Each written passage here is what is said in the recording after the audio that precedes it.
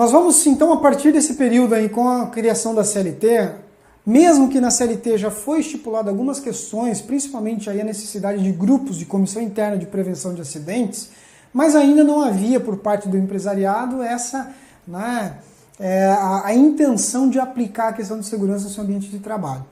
Né? Isso só foi começar a realmente a ser implantado a partir, então, da criação das normas regulamentadoras que se deu, né, na década de 70, lá em 78. Mas por que isso ocorreu? Justamente por quê? Porque o nosso índice de acidente estava muito elevado e a OIT começou a pressionar o país. Ó, vocês têm que dar um jeito e organizar a casa. Né? Nós éramos intitulados como campeão mundial dos acidentes de trabalho, uma mancha muito feia nas relações de trabalho que nós temos, né, foi aí na década de 70. Ou seja, e da mesma forma também, com a vinda de muitas empresas, né, para o país, essas empresas, como lá fora já estava incorporada, né, a questão da segurança, as políticas de segurança, começou a trazer e também a obrigar que esses fornecedores, essas empresas, empresários que forneciam produtos para eles, também tivessem. Surgiu aí então o primeiro passo, né, para as questões de saúde e segurança. Então, como a gente falou, na década de 70 o Brasil registrava uma média ali de 3.604 óbitos, né, para 12.428.826 trabalhadores. Já na década de 80, o número de trabalhadores aumentou, praticamente quase dobrou, né, foi para 21 milhões, mais de 21 milhões. E as mortes aí chegaram em torno de 4.672 acidentes. Ou seja, isso é o que a gente se tem registro. Se hoje já impera, né, a questão do trabalho informal, o que dirá naquela época? Né, vamos falar aí de 40, né, quase 50 anos atrás. Então ainda a gente tinha aí né, condições subhumanas de trabalho e condições injustas, principalmente nas relações trabalhistas e direitos trabalhistas. Principalmente aí muitos trabalhadores, né, trabalhavam sem carteira assinada. Já na década de 90, houve então uma diminuição, né, para 3.925 óbitos, no total de 23.648.341 trabalhadores. E em 1977 foi criada então as 28 normas regulamentadoras e elas foram regulamentadas pela Portaria 3214, né, de 78. Então essas normas justamente vieram trazer a questão de saúde e segurança no país, estabelecer, regulamentar, o que até então não havia nada, né, regulamentado, certo? E aí nós vamos então analisar o que mudou de lá para cá. Qual é a nossa realidade atual hoje? Durante o ano de 2014 foram registrados cerca de 704,1 mil acidentes de trabalho. 71% aí praticamente foram homens, né, e 28% mulheres.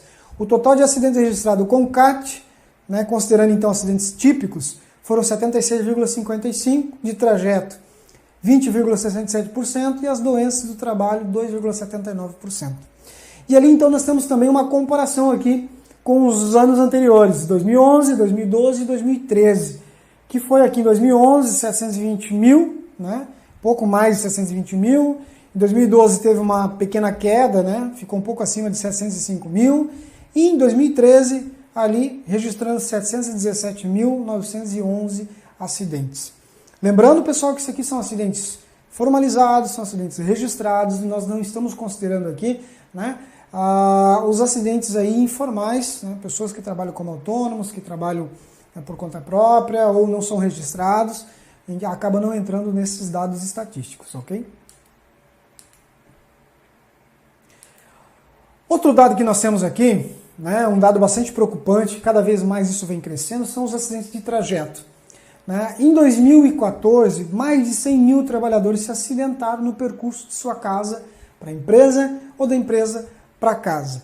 E justamente a gente vê, né, a gente vem vendo isso no país, um número crescente cada vez mais, todos os anos, os números de acidentes de trajeto vêm crescendo. Justamente por quê?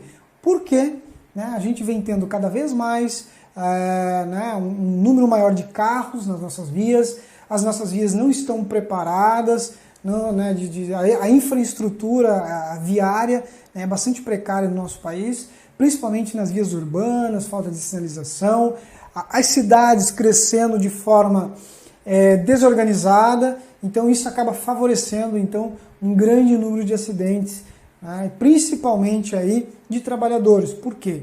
É um momento ou as pessoas estão em trabalho ou estão indo e voltando então para o seu trabalho.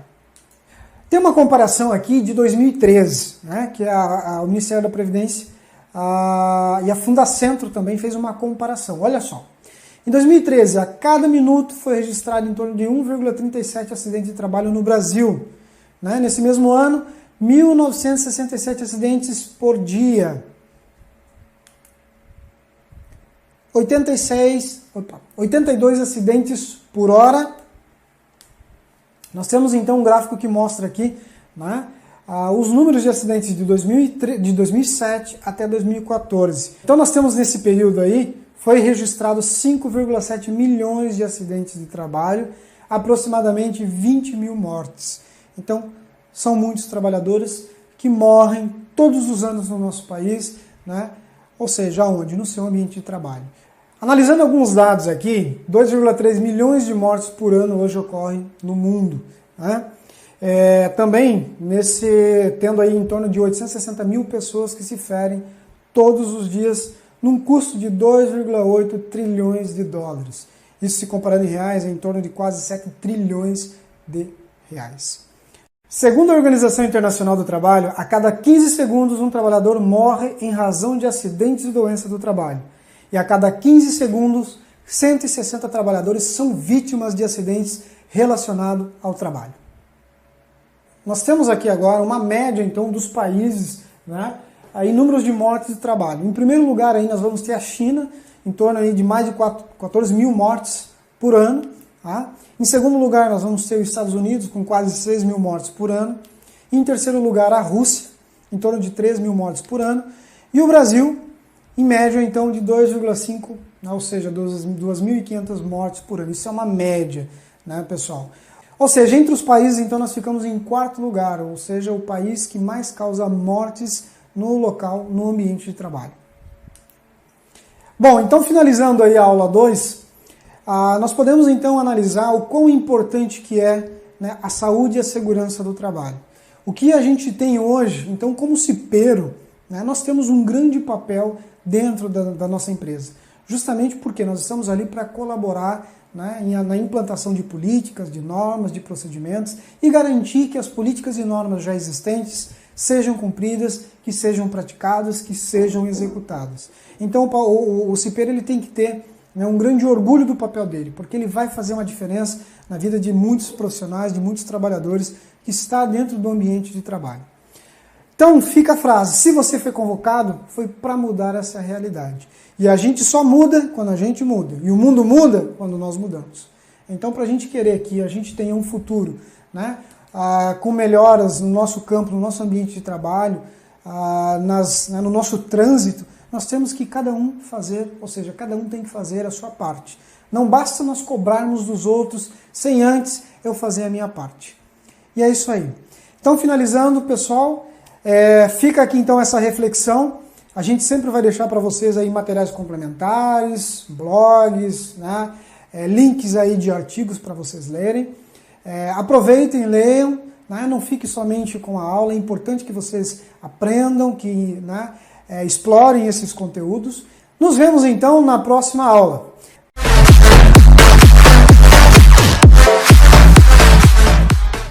Curso de instalações elétricas comerciais e prediais.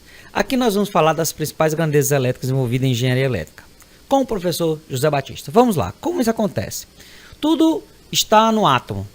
O átomo possui um elétron, que esse a gente chama de carga elétrica negativa, e o próton, a carga elétrica positiva. Então vejamos. Vejamos uma fonte de energia. De um lado tem cargas positivas e do outro cargas elétricas negativas. E aqui é um isolamento, quer dizer, essa carga positiva não pode chegar a essa carga negativa. Então o que a gente vai fazer? Vai colocar um meio físico qualquer, fazendo com que essas cargas positivas encontrem as cargas negativas, trazendo o que? O equilíbrio. A engenharia elétrica conhece o fenômeno da TV funcionando, da lâmpada acendendo, do motor elétrico funcionando, quando acontece o movimento de elétrons. Não é interessante para a engenharia elétrica estar nesse estado aqui, ó, parado. É interessante para a energia elétrica o movimento dos elétrons. E na hora que acontece o movimento dos elétrons, acontecem os fenômenos físicos que nós geramos trabalho, como um motor, como eu falei para você, a parte toda de tela que eu estou falando aqui com vocês, de som. Então, a energia, positiva, tende a procurar a energia negativa. No caso das baterias, quando isso fica equilibrado, o movimento se cessa. Portanto, os fenômenos da engenharia elétrica que você conhece, com a lâmpada acesa, fatalmente não aparecerá mais. Bem, vamos lá. A primeira, então, situação que você tem que entender é que para a eletricidade funcionar, nós sempre temos uma fonte, temos cargas, que no caso aqui são as lâmpadas, e sempre a gente coloca uma chave. Para quê? Como você observou anteriormente, os elétrons precisam de um caminho fechado. Esse caminho fechado, se você fechar, ele funciona. E na hora que você fecha o caminho, os elétrons começam a circular. E aí, no que começa a circular, as maravilhas da engenharia elétrica acontecem. Mas se você interromper o circuito, abrir o circuito, os elétrons não têm para onde passar. Se não tem para onde passar, portanto, ele fica o quê? Os fenômenos da eletricidade ficam então cessados. Então a gente tem sempre assim uma fonte, uma chave e uma carga. Sempre é esse circuito que nós chamamos. Então, esses três componentes. Lembrando, tem algum momento que a eletricidade não funciona? Porque ela precisa de um meio qualquer. O meio qualquer mais conhecido por vocês é o fio. Tá certo? Tem sim um local que não tem jeito de fazer a eletricidade funcionar. É o vácuo. O vácuo porque é a ausência de materiais, tá certo? Vamos lá. Bem, a primeira característica que você tem que aprender é o que é corrente elétrica. Uma corrente elétrica é um fluxo ordenado de cargas elétricas de um condutor. Simbologia I, unidade ampere. Então, um ampere, 1 coulomb por segundo. Tá? Então, se você pensar assim, eu tenho a corrente elétrica com um conjunto ordenado de elétrons. Batista, eles vão do positivo para o negativo ou do negativo para o positivo? Isso é uma convenção. Isso aqui é a eletricidade eletrotécnica, trabalho de positivo para o negativo, e a eletrônica do negativo para o positivo, mas tanto faz, contanto que os elétrons se movimentem. Bem, e aí, na hora que esses elétrons se movimentam, o número de elétrons que você está passando num determinado intervalo de área de um material qualquer, a gente pode dizer que isso aí é coulomb por segundo, que é 1 ampere. Ou seja, eu tenho aqui uma bateria que está provocando uma determinada circulação. E imagine que isso aqui é uma bitola de um cabo. Olha só. Agora, vamos supor que você aumentou as cargas. Se você aumentou as cargas, você precisa de mais elétrons. As cargas que eu estou dizendo é uma televisão, por exemplo. Eu preciso de mais elétrons. Então, o que eu vou fazer? Aumentei as cargas. Mas se você observar, você aumentou as cargas, aumentou os elétrons, mas o fio continua o mesmo. O que vai acontecer? Os acidentes. A maioria, um má projeto, ou a pessoa instalando demais cargas numa tomada, aquela velha tomada que a gente coloca, né? Aí você sai colocando um bocado de T, pronto, você está provocando isso. Você saiu dessa situação para essa situação. Tem um fenômeno elétrico, qual é? Quando você coloca elétrons demais passando numa área pequena. Ora, gente, isso é normal. Toda vida que a gente vai, seres humanos ou qualquer coisa, vai passar um rio, vai passar num local muito menor do que a sua capacidade, ele cria turbulência. No caso aqui, os elétrons começam a atritar. Ficam, tipo, esfregue sua mão. Na hora que você esfregar com sua mão, uma com a outra, você vai observar que ela aquece. Bem, se você passar elétrons demais numa determinada pequena estrutura, esse fio vai aquecer. No que esse fio vai aquecer, ele poderá entrar em curto-circuito ou uma sobrecarga. E aí os acidentes acontecem por causa disso. Isso é um dos problemas. O que é que você tem que fazer? Já que você provocou mais cargas, já que eu aumentei as cargas aqui de elétrons, eu tenho que aumentar a bitola do fio. Então você coloca um fio maior. E esse fio maior, agora sim, está especificado a capacidade de ele passar elétrons. E essa capacidade de passar elétrons a gente chama de ampere. Então, você pode dizer que 10 amperes, grossamente para você entender, vai passar 10 elétrons. tá certo? 20 amperes, 20 elétrons. E os fabricantes determinam assim, olha, o meu fio só tem capacidade de passar 10 elétrons. Se você botar 20 elétrons, você vai derreter o meu fio. Então a gente, as bitolas do fio de 1,5, por exemplo, 15 amperes, 2,5, 21 amperes, não é? O cabo de 4 milímetros, 28 amperes, o cabo de 6 milímetros, 32 amperes. Então isso tudo é uma medida. E uma medida que a gente vai fazer lá em projetos. Então a gente tem que projetar o fio conforme a carga. Tá certo? Nem mais nem menos. Se você colocar carga demais no fio, acontece o que eu acabei de explicar aqui. Triex Tecnologia apresenta o Yes Break. Primeiro e único equipamento do Brasil capaz de evitar que equipamentos sofram danos devido às variações de tensão provocadas pelo sistema elétrico da concessionária, como picos de energia na ordem de milissegundos, sobretensão e subtensão na ordem de segundos, não é? Com religamento automático. Esse produto foi testado por 5 anos no mercado, possui laudo técnico público, produto operando em órgão público e privado. Evite queimar seus equipamentos antes que seja tarde demais e você tenha perdas operacionais. Vejamos, aqui nós temos o sistema trifásico Yes Break protegendo inversores de frequência e sistemas solares. É esse conjunto a Triex Tecnologia chama de QPAC, Secure. Nós temos aqui outros QPAC de menor porte para inversores de sistemas solares. Também temos para a proteção de no-breaks, trifásicos ou monofásicos de grande porte. Também temos no-break, proteção para pequenos no-breaks de 2 MVA, 4 MVA, de pequenos porte. Temos também para computadores, sistemas médicos. Proteja seus equipamentos. Solicite orçamento. Bem, o ampere, ele pode ser mais conhecido com amperes mesmo, mas é comum a gente usar quiloamperes. O K, a gente é 1000. Por exemplo, 1000 amperes é a mesma coisa de 1 quiloampere. E se eu tiver 1 miliampere, milha é 10 a menos 3. Se é 10 menos 3, a gente volta. Então, volta o que? 3? 1, 2, 3. Então, 0,001 ampere. Tá? Então, é o que é mais comum se usar. Na eletrotécnica, se usa mais ampere e quiloampere. Ok? Lembrar sempre, 1000 amperes é igual a 1 quiloampere. Quilo é 1000. Tá certo? 10 a terceira. Ok? Então, 10 a terceira vezes 1, 1000 ampere. Como tem aqui, ó, 1,2 amperes é 1200 miliamperes. Tá certo? 350 miliamperes é 0,35 ampere. Ok? Então você tem que sempre lembrar essas notações aqui. Mas a que mais comum é essa daqui, 1 quiloampere. 1000 amperes é 1 quiloampere. Ou essa, 1 miliampere é 0,001. Milha é 10 a menos 3, então você volta. K é 10 a terceira, então você vai. Se eu botar uma referência de 1, o K para cá aumenta 3. Daqui para cá, miliampere, você diminui 3, tá? Bem, a outra grandeza elétrica é a que a gente chama de tensão elétrica. Diferença de potencial entre dois pontos.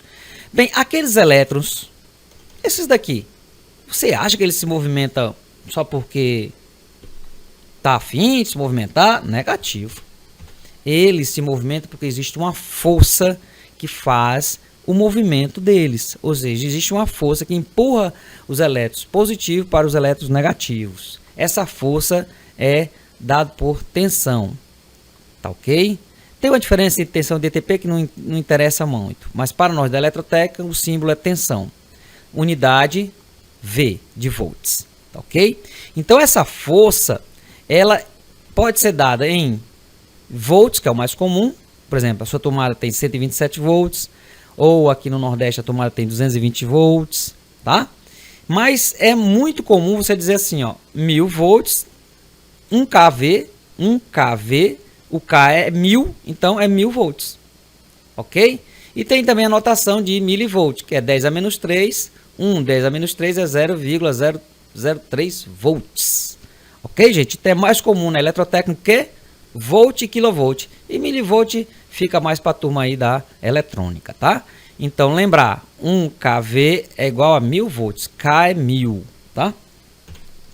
Bem, então a tensão elétrica é a diferença de potencial. Essa tensão elétrica é a força responsável pelos elétrons, ou seja, faço associação com a hidráulica. Se eu tiver 15 litros aqui, tá ok? Eu tenho uma determinada quantidade de água passando. Também eu tenho, se eu tiver uma DDP, uma tensão de 15 volts, por exemplo, eu tenho um determinado número de elétrons passando. Mas aqui, ó, se a água aumentar a pressão, eu aumentei para 30 litros, então eu aumentei, tá vendo aqui, ó, o fluxo de elétrons. Então, se eu aumentei de 15 volts para 30 volts, eu também vou aumentar o número de elétrons. Ou seja, eu tô empurrando com mais força os elétrons, tá certo? Essa força, vamos dizer aqui, é assim, ó, 1,1 volts, eu tenho uma determinada força que empurra determinado número de elétrons. Se eu colocar 1,5 mais 1,5, quer dizer, eu estou dobrando a força agora para 3 volts, o que acontece com meus elétrons? Aumentar o seu fluxo de elétrons.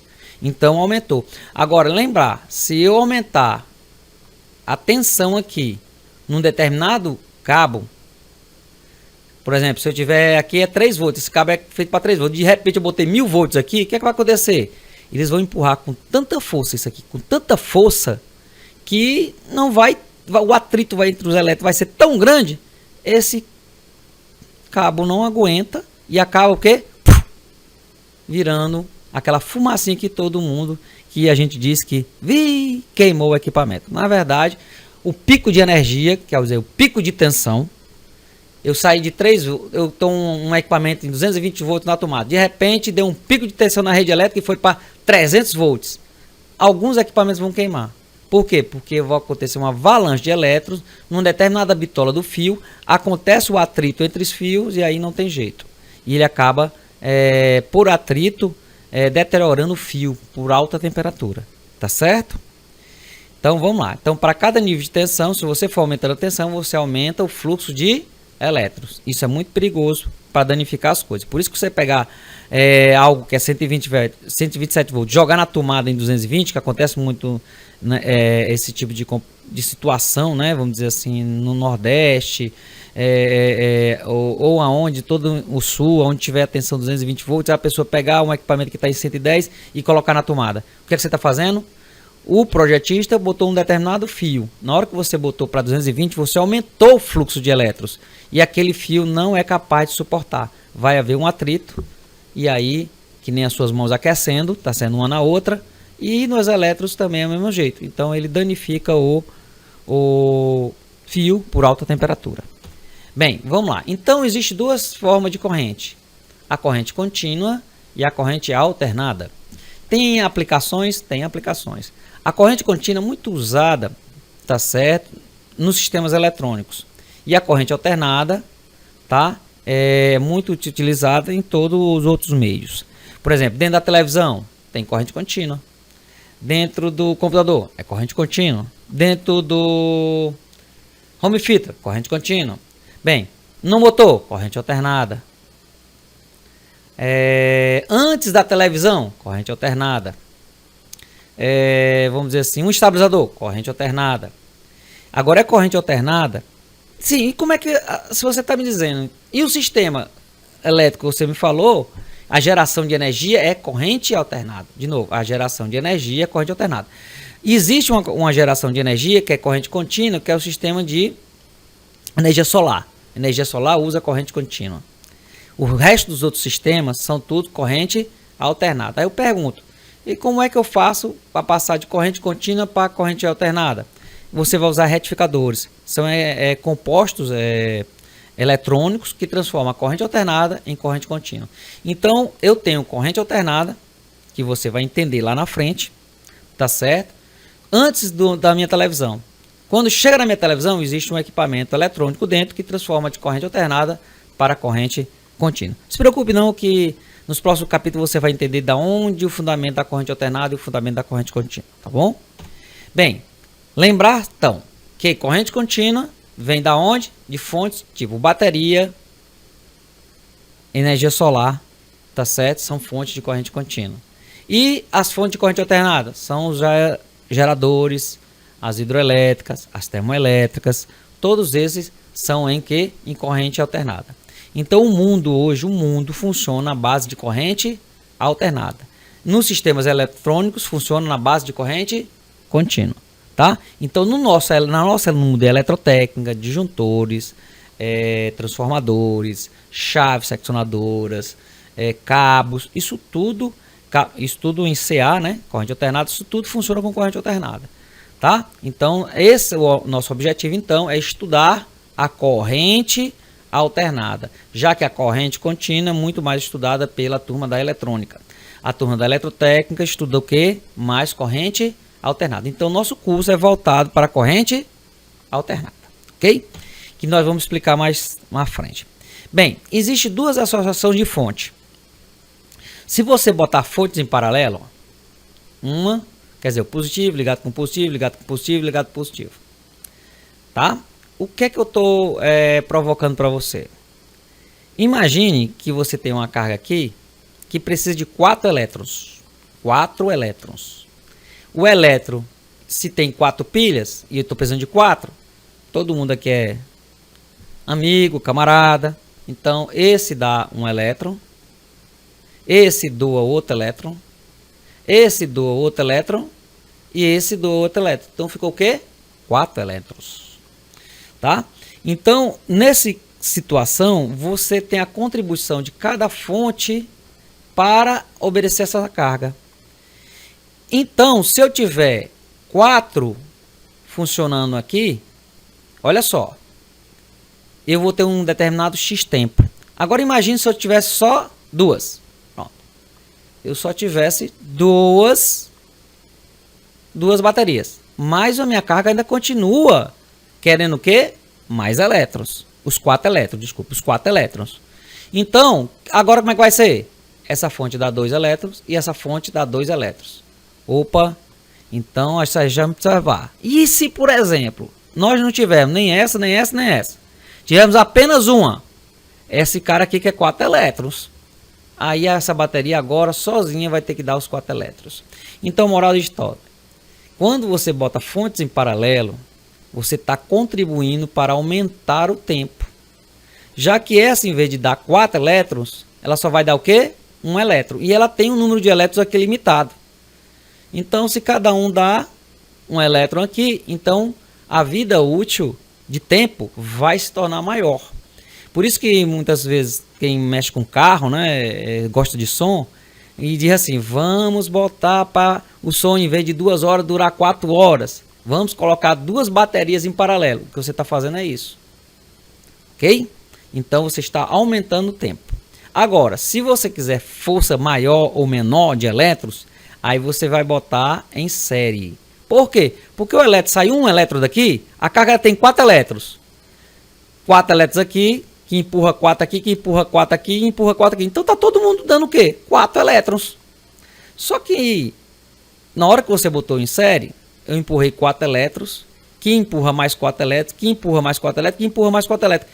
Então, teoricamente, se cada bateria dessa tem uma força de 1,5 e em série, é como fosse, imagine, uma pessoa empurrando, aí vem outra pessoa empurrando nas costas, outra pessoa empurra nas costas, outra pessoa nas costas. Rapaz, a força para empurrar tudo isso é muito maior do que só uma pessoa. Por quê? Porque 4 elétrons, empurra mais 4, empurra mais 4, empurra mais 4. Então, teoricamente, você vai sair com 4 elétrons. Porque é 4 passando em tudo quanto é canto.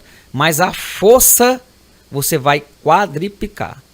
Então, se tiver só um, é 1,5. Se você botar em série, você vai transformar isso tudo 4 vezes mais forte.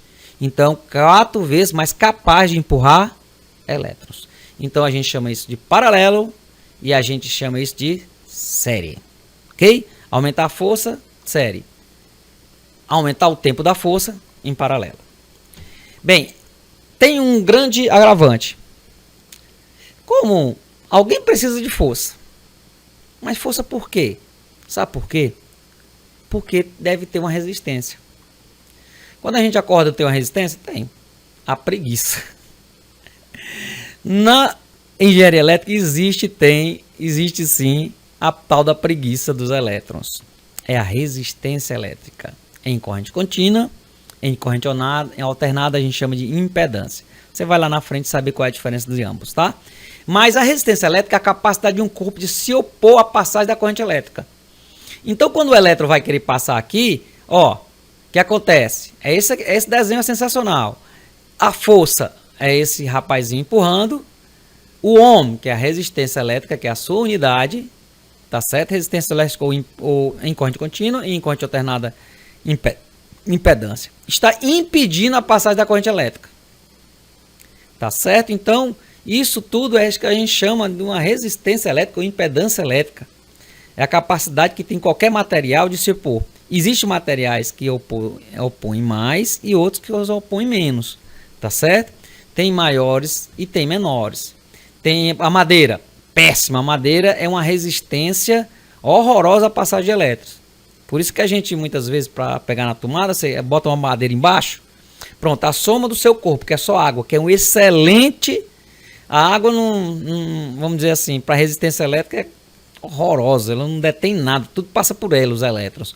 Mas a madeira, não. A madeira é uma composição que diz assim, não, aqui eu não libero elétrons, não. Então, se você somar você junto com a madeira, vai dar uma resistência total que vai impedir que uma tomada de 220 ou 127 venha a passar corrente elétrica. Claro que depende da espessura da madeira. Não botar uma madeira extremamente fina, mesmo que nada. Mas você botar uma madeira aí de 2 dedos e você ficar em cima, fatalmente você não vai levar um choque. Você vai, quem sabe, levar só um sustinho, tá?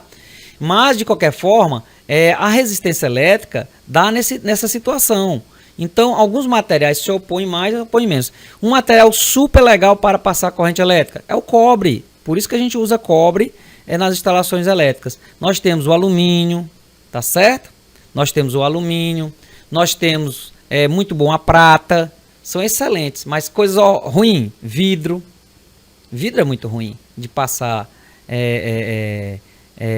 elétrons, tá certo? E outros materiais, tá certo? Epóxi que a gente usa, né?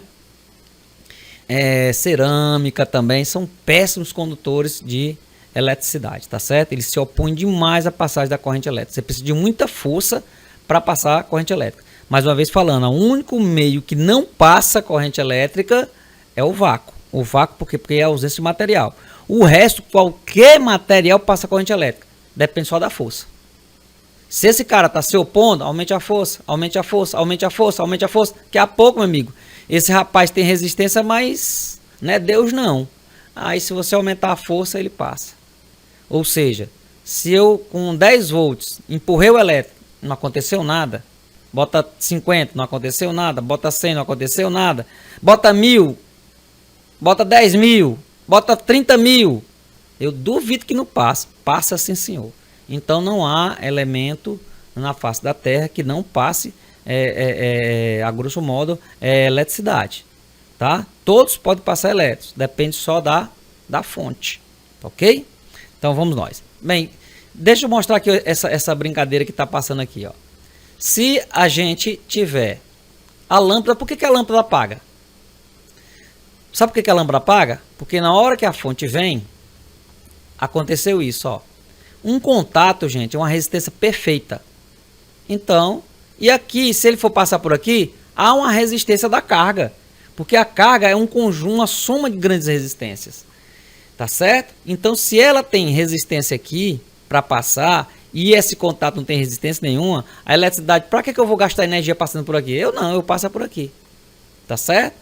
Então, aonde tiver facilidade para passar, a corrente elétrica vai passar. Ela não é besta. Se ela vier por aqui, encontrar uma resistência aqui de uma carga e tiver alguma coisa, um local mais fácil para passar, ela vai passar por aqui, não tá nem aí, ninguém passa por aqui. É quase zero, ó. Passa por aqui e vai embora, tá ok? Então lembre-se, resistência elétrica tende a passar em ambientes na qual os materiais não se opõem os elétrons a passar, ok?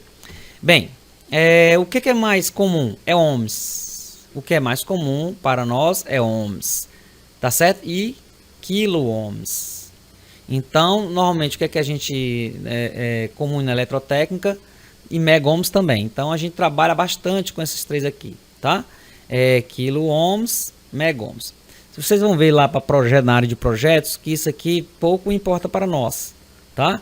Mas é importante você entender essa situação de impedância elétrica ou resistência elétrica. Em resistência elétrica para corrente contínua e impedância para corrente alternada. Então eu tenho aqui mega ohms, ó, 10.000, que é 10 a sexta. 1 quilo ohms é o que? 10 a terceira, tá ok? Então vamos nós.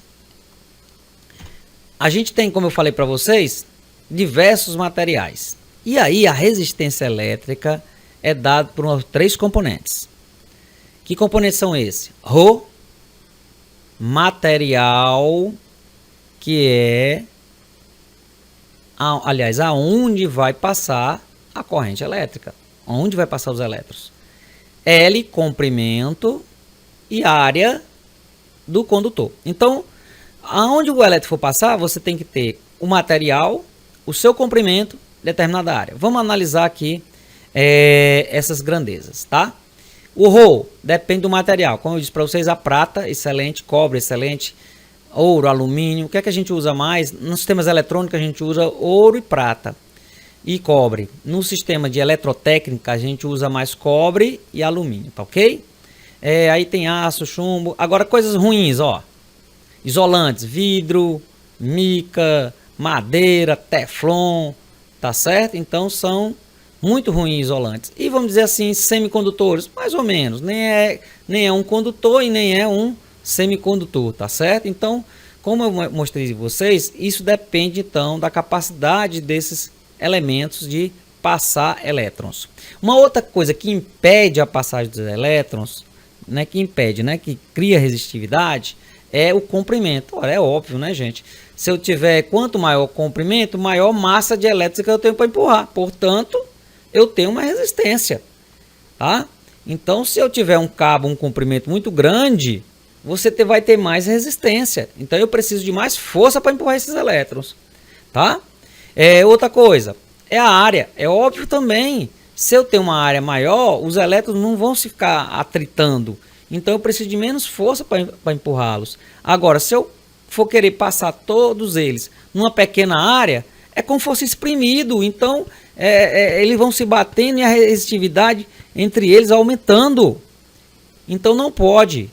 E a gente já expliquei que se tiver num ambiente muito apertadinho para eles passarem, eles vão se atritar, aumentando a temperatura e vai queimar. Então, na verdade, a resistência depende do material que você está trabalhando. Quanto maior o comprimento, pior, é mais resistência.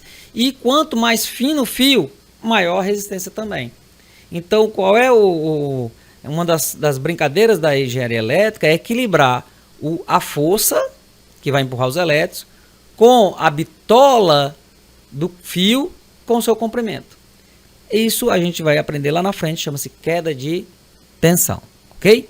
Mas lembre-se, resistividade, Rho, comprimento e área. Isso determina o valor da resistência.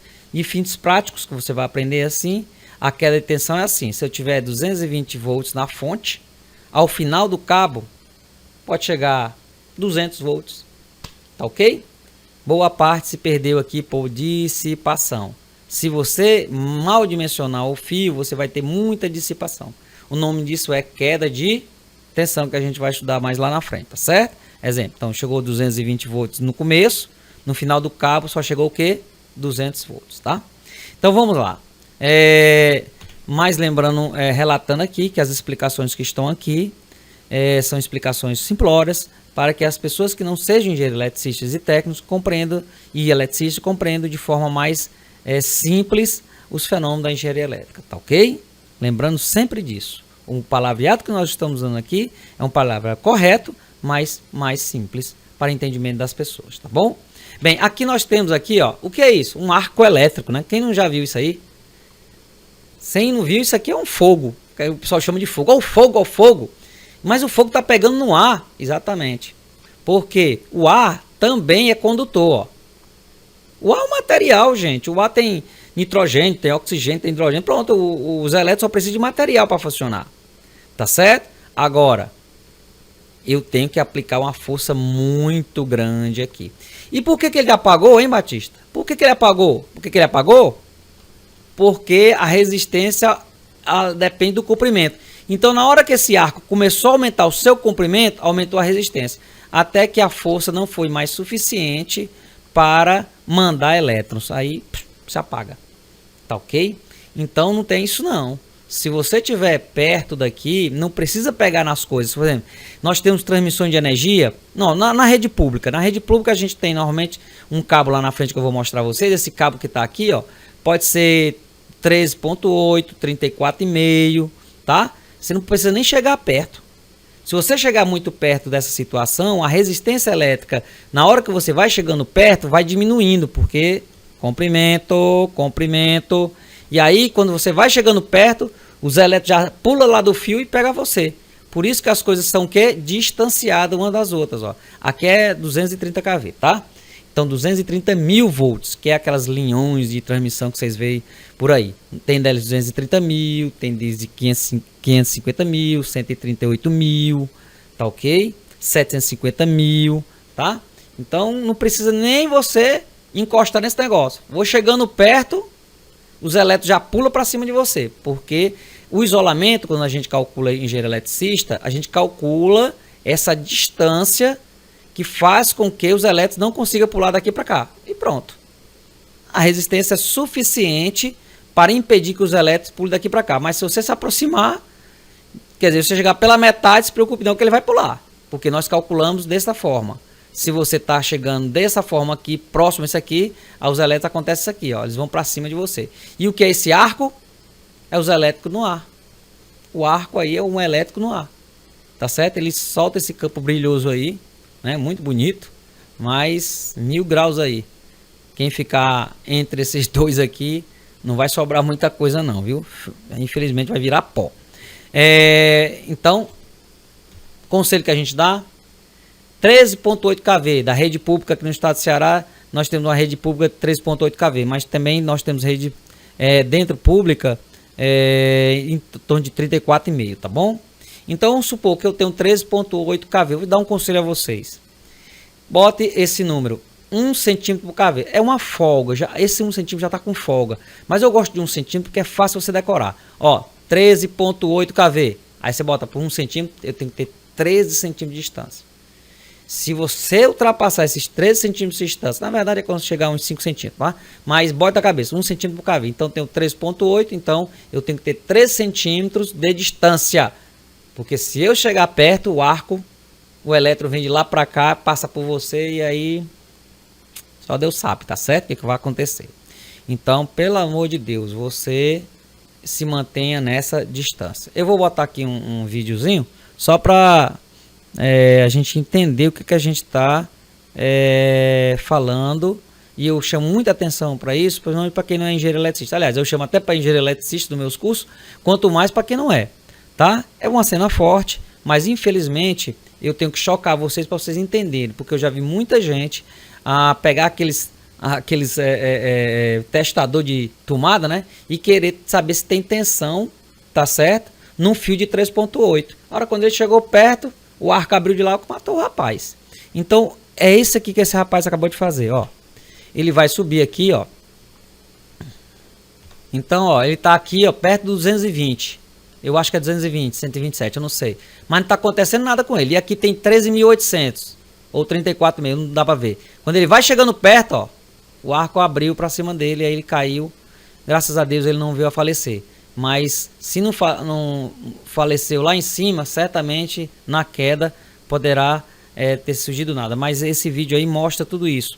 Graças a Deus, no final do relato isso aqui, a pessoa não veio a falecer. Mas não é o caso de muita gente, tá? Então não chega perto aonde tem a alta tensão. E aí, como é que você sabe que tem alta tensão? Olha o tamanho de isolador. Isso aqui, gente, é para isolar o fio do poste. Não os elétricos fazem isso, ó. Desce pelo poste, tá? Então, isso aqui são o que a gente chama de isoladores. Então, onde você vê esses pedestais aqui, ó, fique longe. Você sabe que tem alta tensão, tá certo? Quando esse pedestal muito pequenininho, mais miudinho que a gente vai ver, tipo a tua tomada, você pode chegar perto. Até, né, como a gente encosta a tomada. Mas isso aqui não. Isso aqui no estado do Ceará, isso aqui é 13.800 volts. Tá? Então a gente não pode nem chegar perto. Então, moral da história, toda vida que você vê um pedestal desse, nem chegue perto. E lembre-se, 1 centímetro por kV. Tá certo? Aqui é 69 kV, 69 kV e aqui é 13.800. Então, para a sua vida, não é? Por favor, não chegue perto aonde tem cadeia de isoladores, tá? Não chegue perto, porque é alta tensão. Não precisa nem você encostar para você morrer, não. Ou levar aquele choque que a gente acabou de mostrar, tá bom? Bem, e por que nos fios a gente não leva a cabo? Para terminar essa primeira parte aqui da aula. Porque existe um material que isola. Eu não disse para vocês que o material tem deles que não deixa passar elétron nenhum? Pois é, são os materiais isolantes que tem nos fios. Ó, esse aqui é o condutor. Olha o tanto de coisa para isolar. Um cabo de 13.800 volts, tá? Porque aqui é a maior força, então eu preciso de melhor isolação. Eu preciso de uma isolação mais forte. Agora, não tem aqui, ó, o cabo dos nossos, né, equipamentos, do seu notebook, alguma coisa desse tipo. Ele tem uma capa de PVC, tá certo? Que isola, aqui é 220 volts ou 127, como queiram, mas isola que os elétrons pulem para sua mão quando você pegar nesse fio. Agora, se tiver um corte bem aqui, os elétrons vão passar por esse fio e vai pegar na sua mão. Então, o próprio condutor aqui, ó, o próprio isolante, tá certo? Ele é uma situação que mecanicamente ele isola você daqui. Por isso que você pode pegar, porque esse aqui é um material isolante, ele evita, ele tem esse poder igualzinho essa cadeia de isolador aqui, ó, impede que o elétron saia daqui para cá. Então, essa camada de PVC impede, tá certo, que os elétrons saiam do condutor para chegar na sua mão, tá certo? Então, isso aqui é o que a gente chama de materiais isolantes, tá? Ok? E como eu disse para vocês, 220 volts, você não pode chegar perto. Isso aqui é só para baixa tensão, é para tomada e acabou-se esse testador. Agora, se você for testar alta tensão, ó, esses equipamentos aqui, o Asvar, ó, para não chegar perto, tá ok? Então eu já vi pessoas se acidentarem, pegarem isso aqui, ó, e for direto na subestação. Aí, infelizmente, alguns vieram a falecer, tá certo? Então, só pode pegar em alta tensão para saber se tem tensão. Isso é um detector de tensão, né, gente? Então, é com o quê? Um material que vai... Você coloca, isso aqui é tudo isolante, material isolante, a barra isolante, e leva você até a tensão. Aí, se ele apitar, pi, pi, pi, pi, aí você sabe que tem tensão, tá? Se ele não apitar, é porque tá tudo desligado. Aí, uns outros procedimentos que a gente vai ver lá na frente quando falar de aterramento, tá? Aterramento temporário. Mas aqui, ó, vamos deixar este formato aí para vocês pensarem aí e não chegar perto aonde tem isolador. Onde tem isolador não chega perto porque é alta tensão.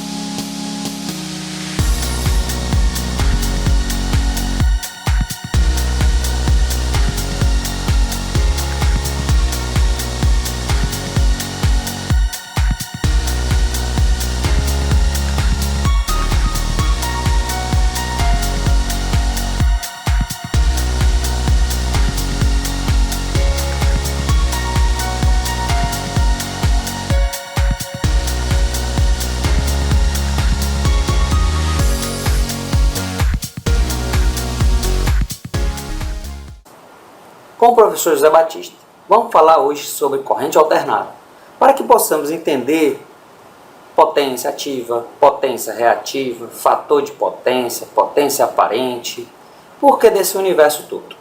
Bem, vamos lá. Para antes a gente conversarmos sobre corrente alternada, nós temos basicamente duas fontes, a corrente contínua e a corrente alternada. A corrente contínua é aquela que não muda de polaridade. Por exemplo, aqui nós temos zero, então aqui é a área positiva e aqui é a área negativa. Observe que, uma vez a tensão contínua, ela nunca passa para a área negativa. Já a corrente alternada, tanto ela é positiva como ela é negativa. Tanto ela é positiva quanto ela é negativa. Então, atualmente nós temos essas duas fontes de energia no sistema elétrico. Elas têm funções bastante distintas e também os grupos bastante, vamos dizer assim, as suas localizações de trabalho são bastante, vamos dizer assim, direcionadas. Vejamos. Bem, a fonte de corrente contínua, como eu disse para você, ela não muda de polaridade. Por exemplo, mas ela pode ser variante. Ela está variando, mas apenas na situação positiva. Isso é corrente contínua. Aqui, ó, ela é pulsante.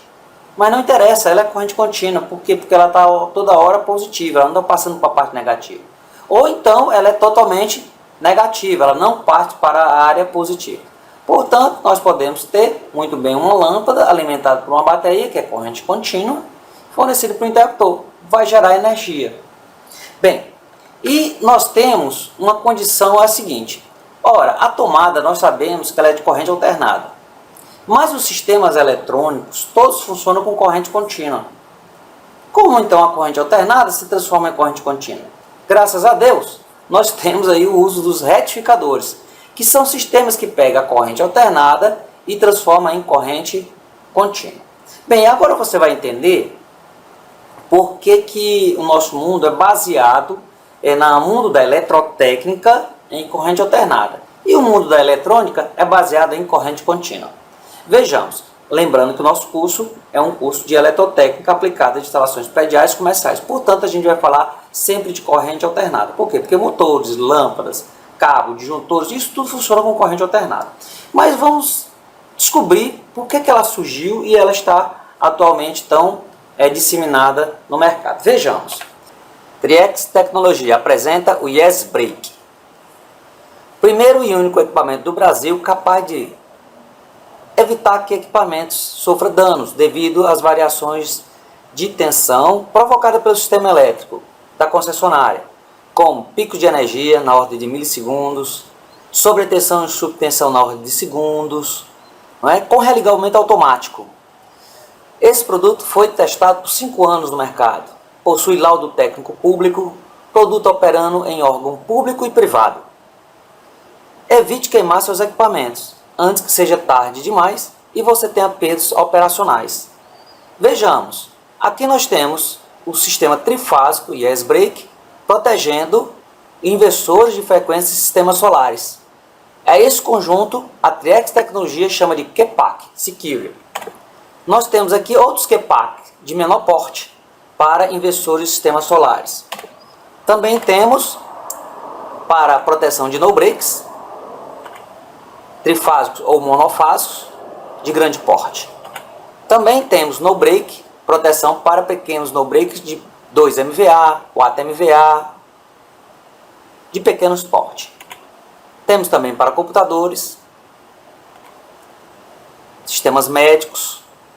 Proteja seus equipamentos. Solicite orçamento. Imagine você que você tem uma pilha. Todos nós sabemos que uma pilha, uma bateria tem a parte positiva e tem a parte negativa. Então, se eu colocar essa lâmpada no positivo e negativo, vamos dizer que os elétrons circulam nessa situação. E vamos dizer que isso aqui é positivo. Mas se eu pegar a bateria e colocar o positivo aqui embaixo, como está fazendo fazendo essa rotação nessa pilha. Se eu fizer essa rotação nessa pilha, uma hora aqui é positivo e a outra hora aqui é negativo. E eu vou dizer que os elétrons vão do polo positivo para o negativo. Então, uma hora ele faz esse percurso, na outra hora ele faz o percurso no sentido inverso. Portanto, ele pode dizer que ele uma hora faz a parte positiva e outra hora ele faz a parte negativa. Então, você tem o quê? Uma corrente alternada. Então, isso é um pensamento. Tá? Mas vamos ver como é que a coisa surge. Bem, primeiro a gente tem que entender o que é o magnetismo. É um fenômeno de atração exercido por certos materiais sobre os outros, mais especificamente sobre o ferro. Então, esse fenômeno de atração tem esse fenômeno produz alguns efeitos. Que efeitos são esses? Vamos lá. Nós temos aqui o polo norte e o polo sul de um ímã. Então, nós temos o polo norte e o polo sul.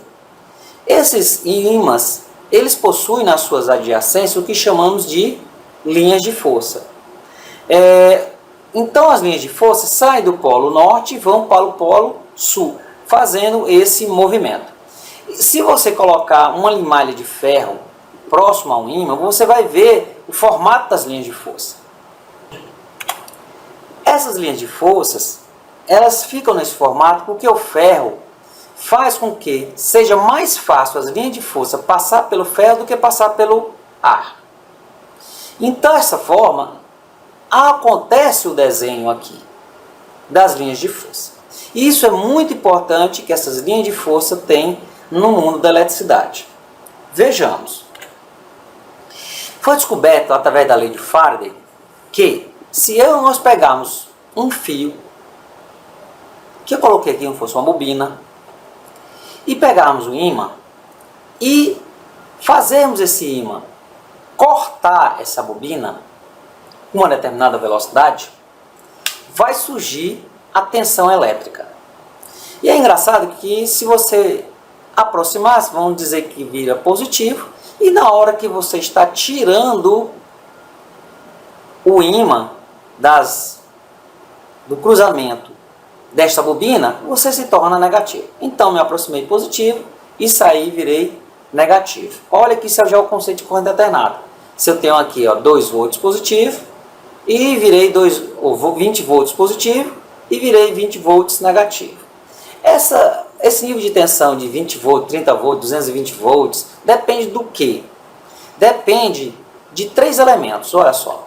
Da velocidade com que isso opera, do comprimento da bobina, quanto maior essa bobina aqui, maior é a tensão gerada, e também depende do campo magnético, quer dizer, quantas linhas de força tem. Se um ímã mais forte, ele tem mais linha de força. Então, quanto mais forte o ímã, você tem a linha de força. Quanto maior o comprimento, você também, tá certo, tem um maior nível de tensão. E quanto mais rápido você entrar ou sair, ou seja, você cortar as linhas de força, a bobina, você vai conseguir também um nível de tensão maior. Observe que quando o elemento ímã para, você vai a zero. Então só existe tensão se nós criarmos movimento. E ainda tem o terceiro elemento, que depende do ângulo que você está cruzando as bobinas. Tá ok? Em relação ao campo magnético e em relação às bobinas. Então tudo isso influencia no nível de tensão. Bem, aí alguém foi e observou esse mesmo fenômeno aqui mostrando a vocês, tá? Então toda vida que eu me aproximo, ó, pum, eu tenho um nível de energia. Ó. Aproximei, gerei tensão. Aproximei, gerei tensão. Mas Batista, quando você puxa aqui também não gera tensão? Também. Tanto faz eu entrar, como faz eu sair. Tudo isso gera tensão. Se você estiver se aproximando, vamos dizer que você está gerando positivo. Se você estiver tirando, você está girando negativamente. Esse fenômeno, quem descobriu foi Lenz, tá certo? Então Lenz tem essa situação. Aproximou, positivo, tirei, negativo. Mas isso é uma convenção. Tá? Nós podemos muito bem dizer que aproximou vira positivo, ou aproximou vira negativo e saiu vira positivo. O que interessa é que nós temos de frente a uma corrente alternada. Porque uma hora a corrente alternada determina que os elétrons vão de uma direção e na outra os elétrons ficam em direção diferente. Então, como a gente está vendo a bobina, uma hora o elétron faz isso, uma hora o elétron faz esse circuito. Então, uma hora para cá e uma hora ele volta. E uma hora para cá, mas sempre fechando o circuito, tá? Então, uma hora ele fecha o circuito nesse sentido, outra hora ele fecha o circuito nesse sentido. Então, isso a gente chama de corrente alternada. Mas por que ela é tão importante? Porque o homem descobriu como fazer eles em grandes quantidades. Como assim? Olha só o que o homem descobriu. Então se eu pegar um ímã de um lado, um ímã de um outro, e rotacionar uma bobina, porque tanto faz, ou a bobina corta os campos, as linhas de força, ou o ímã faz com que as linhas de força cortem a bobina, tanto faz, ok? Então, eu posso fazer as linhas de a bobina cortar as linhas de força do ímã, ou fazer com que as linhas de força do ímã corte a bobina. Então o homem pegou, criou aqui um ímã, tá certo? Nesse formato, e aí fez a rotação dessa espira. A rotação dessa espira, primeiro a gente pode fazer com que? Com a hidroelétrica, que é a água caindo, a gente pode fazer com vapor, a gente fazer com energia eólica, tudo faz girar. No que faz girar, você está cortando as linhas de força. E observe, e funciona assim, ó. Quando você está... Então vamos ver como é que funciona. Assim, ó. Vamos supor que essa bobina esteja aproximando do Polo Norte. No que ela está aproximando do Polo Norte, ela está crescendo, ó. Quando ela chegar nesse ponto aqui, a bobina chegar nesse ponto aqui, ela está no seu máximo. É um ângulo de 90 graus que está fazendo. Esse ângulo de 90 graus, na equação, determina o máximo da tensão gerada. Ok? Quando, por exemplo, nós começamos a espira está aqui, começa a distanciar do polo máximo norte, e aí começa o ciclo de descida positiva, por exemplo. Ok? Quando ele chega nessa posição, está no zero. Então não está gerando tensão, porque não há corte de linha de força. No momento que ela começa a aproximar-se, essa bobina, do polo sul, começa então o segmento crescer da parte negativa, como mostra aqui, ó, crescendo a parte negativa. Quando chega nessa situação, você está no máximo na parte negativa. E depois ela fica o quê? Se distanciando da parte negativa. Então ela volta para a estaca zero aqui, ó, num polo novamente aqui. Então chega aqui nesse ponto novamente e aí não há geração de energia. Então nesse momento nós temos o quê? Uma corrente alternada ao longo dos ângulos. Então eu tenho 0, eu tenho 90, eu tenho 180, eu tenho 270 e tenho 360. Fazendo esse movimento rotacionando.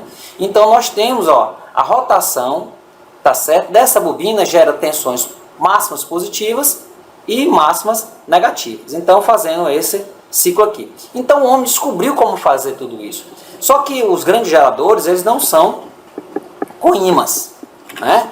Por quê? Porque nós sabemos que podemos gerar também fontes de eletromagnetismo, de eletroímã, tá? Que eu vou já explicar. Bem, vamos lá. Então a equação, tem a equação que determina qual é o nível de tensão que nós temos em determinado movimento da espira dentro do campo magnético? Temos sim, ó. Você pode fazer isso aqui, ó. A tensão é a tensão de pico, que é a tensão máxima que você vai gerar, sendo de ômega T mais delta V. Então o ômega T é uma frequência que é 2πf. No caso do Brasil, nós temos 60 Hz. Tá ok? Temos aqui T, que é o tempo que você está trabalhando, mais o ômega θ, tá ok? Então, ao girar isso aqui, você tem um tempo. Então, para cada situação de tempo, você tem então um valor de tensão. Lembrando que o período, tá certo? A frequência é o inverso do período. Então o inverso de 60 Hz é em torno de 16,6 milissegundos. Então o Hz é o quê? É a capacidade que tem um sistema de dar uma volta, um ciclo sobre sua própria origem, não é? Então se eu fizer isso aqui, eu tenho 1 Hz. Então a nossa frequência são 60 Hz. O que eu quero dizer? Se eu inverter 1 dividido por 60 Hz, eu tenho 16,6 milissegundos. Ou seja, a minha onda completa do ciclo positivo e do ciclo negativo dura o quê? 16,6 milissegundos. Portanto, aqui é o que? 8,3 milissegundos. Aqui é o que? 4,3 milissegundos. Tá? Então, nossos geradores levam 4,3 milissegundos para rotacionar aí 90 graus. Ok, gente? Então, a gente tem essa situação de ficar fazendo a rotação. E aí, o homem foi produzindo a corrente alternada. Bem, mas temos uns ingredientes que a gente precisa entender aqui da nossa forma de onda. Vamos lá. Primeiro, valor de pico. Tensão máxima que acontece um determinado valor de onda gerada. Então nós temos o valor de pico, nós temos um valor de tensão contínua, para que a gente chama de tensão eficaz. Bem, o que é isso?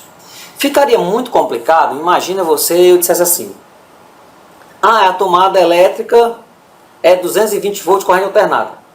Aí você ficaria, como é que eu vou calcular uma corrente se uma hora é 220, uma hora fica 110, uma hora fica 0, outra hora fica 220? Ficaria muito complicado entender tudo isso. Então, o que é que os cientistas fizeram? Descobriram, pegaram uma resistência, por exemplo, colocaram essa resistência em tensão contínua e mediram a temperatura. E depois pegaram essa mesma resistência, colocaram também, vamos supor, 10 volts em corrente contínua, aí deu uma determinada temperatura. Aí depois pegaram essa mesma resistência e botaram 10 volts de corrente alternada. Quando foram observar a temperatura, observar que a temperatura não estava igual. Então, eles disseram assim, vixe, então existe uma diferença entre corrente contínua e corrente alternada. A essa diferença, eles chamam de tensão eficaz. Então, o que é a tensão eficaz? É o comportamento da corrente alternada como se fosse corrente contínua. De novo, o que é corrente eficaz? É o comportamento da corrente alternada como se fosse corrente contínua. Ou seja, gerando a mesma temperatura. Então, o que isso quer dizer? Quando você olha 220 volts na sua tomada, ou 127 volts, né? O que a gente está olhando? A gente está olhando o comportamento da corrente alternada, um valor eficaz, que determina o comportamento da corrente alternada como se fosse corrente contínua. E corrente contínua fica fácil de calcular. Por quê? Porque ela não muda no seu estado. Eu digo que é 220 continuamente. Tá? Apesar que a gente sabe que na tomada não é tão contínua assim. Há uma que a gente chama de flutuação. Tá? Então, dessa forma, o valor eficaz, ou valor RMS, é a situação de pico dividido por raiz de 2. E se descobriu que essa diferença entre o valor de pico e o valor RMS, tá certo? É o que? Raiz de 2. Portanto, se você quisesse que a corrente contínua fosse igual à corrente alternada, numa base de 10 volts, eu diria assim, ó, 10 volts de corrente contínua numa determinada resistência produz a mesma temperatura que 14,4 volts em corrente alternada. Tá certo? Que a diferença entre elas, para projetar a mesma temperatura numa mesma resistência, é o que? Raiz de 2. Por isso, nós utilizamos para todas as especificações dos equipamentos, não a corrente alternada, mas sim a corrente contínua. Aliás, o valor eficaz, que é como se fosse corrente contínua. Então, eu tenho um equipamento de 10 amperes, você sabe que é valor eficaz. Se eu tenho um cabo que aguenta 32 amperes, você sabe que isso aí é de valor eficaz. Então, dá para você fazer os cálculos. Então, todos os equipamentos são, então, projetados, ou melhor dizendo, são especificados, são especificados para um valor eficaz, tá? Então, tudo que você vê nas especificações de gerador, motor, cabo, disjuntor, esses valores são valores eficazes, tá bom? Bem, vamos lá. Então, como a gente diz, eu tenho um valor de pico, eu tenho um valor zero, eu tenho essa amplitude de 16,6 milissegundos, que é o ciclo, tá? Então, só uma pergunta aqui. Então, você está me dizendo quando zero aqui uma lâmpada em corrente alternada, que está piscando quantas vezes? Olha, então a cada ciclo ela está piscando quantas vezes? 2. Porque aqui vai a zero e vai a zero. O problema é que você não percebe. É tão rápido que você acha que as lâmpadas em corrente alternada da sua casa, na verdade elas estão piscando 120 vezes por segundo. E você não consegue observar. O seu monitor às vezes pisca 80 vezes, o monitor de computador, tem deles piscando 65, 80 vezes, 85 vezes, quanto maior melhor, tá certo? Para a sua visão, tá? Então a gente tem isso aí como algo interessante. Então, na verdade, na passagem do positivo para negativo, toda vida não existe luminosidade numa lâmpada, por exemplo. Ela para de iluminar, você só não consegue perceber isso, tá? Bem, vamos lá. Então, no eletromagnetismo, olha só, também vale a segunda solução, olha só. Se eu tenho o campo magnético, uma pilha, tá certo? Se eu tenho, o campo magnético numa bobina, eu gero tensão. Mas então, serve também a recíproca. Se eu tenho tensão numa bobina, eu gero campo magnético. Olha só esse experimento. Você tá vendo? Eu coloquei, ó. Se eu tirei, ó, deixa de ser campo magnético. Então, a partir disso, nós temos a situação que toda vida que a gente pega a tensão e coloca na bobina, vira o quê? Um campo magnético. Isso é interessante para que a gente substitua os ímãs. Na verdade, os geradores, por exemplo, que tem aqui, ó, a água vai, passa nessas aletas que fazem girar.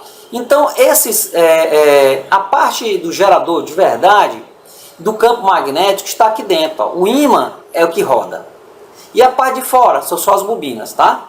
Então, o homem fez o quê? Girar o ímã e deixar as bobinas fixas. São muitas bobinas aqui, muitas mesmo.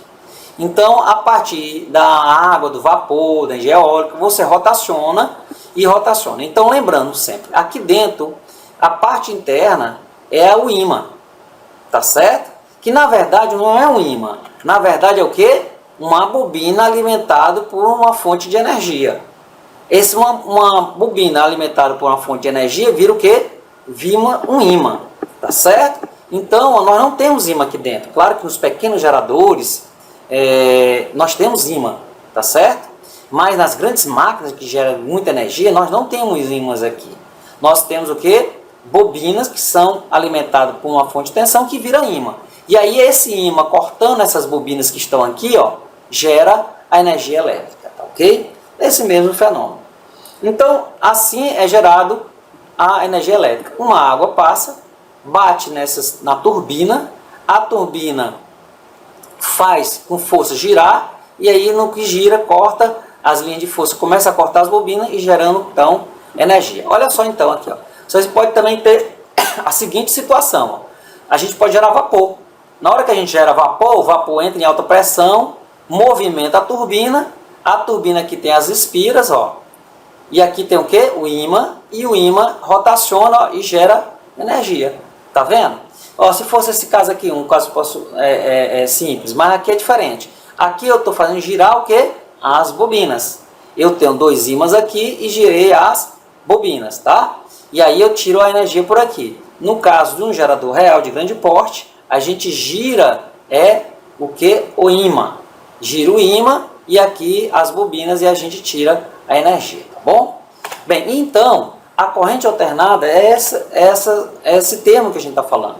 E como ele é fácil de produzir e consegue se produzir em grandes escalas, aí nós temos aí a utilização da corrente alternada no mundo atualmente, tá bom? Nós temos agora grandes blocos trabalhando em corrente contínua, que são as fontes de energia solar, tá ok? Mas basicamente as grandes fontes de energia em todo o mundo são o quê?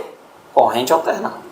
Então, seja nuclear, seja eólica, seja hidráulica, seja termoelétrica, como aqui, tá joia?